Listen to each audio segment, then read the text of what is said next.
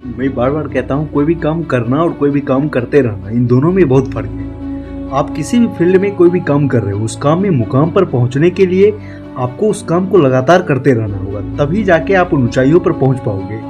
मैं इतना समझता हूँ आप इन बातों को अच्छे से समझते होंगे, बस जरूरत है इसको अपने जीवन में उतारने का।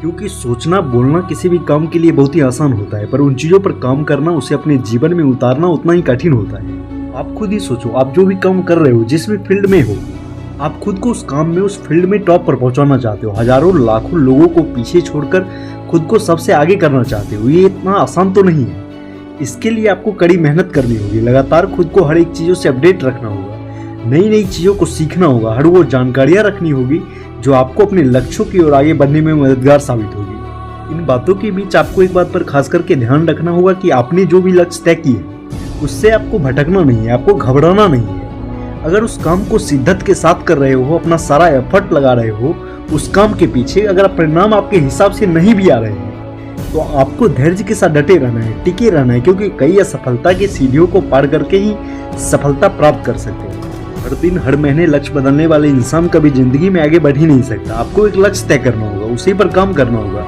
उन्हीं लक्ष्यों को प्राप्त करना होगा।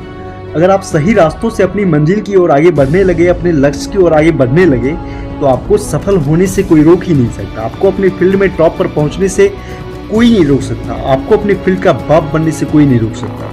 मैं आसान भाषा में आपको समझा दूं कि अपने फील्ड का बाप कौन होता है, तो समझना चाहते हो तो ध्यान से सुनो। जब कोई भी चीज आपके नाम से जाना जाने लगे, आप कोई भी काम जो भी आप कर रहे हो, जब उस काम को आपके नाम से लोग जानने लगे, जब उस काम से पहले आपका नाम लिया जाए, तो समझ जाओ आप उस फील्ड के हीरो हो, उस फील्ड के बाप हो। आपको मैं कुछ उदाहरण देकर के समझाता हूँ। इस उदाहरण के बाद आपको कुछ भी पूछने या बताने की जरूरत नहीं पड़ेगी, आप खुद ब खुद सब कुछ समझ जाओगे।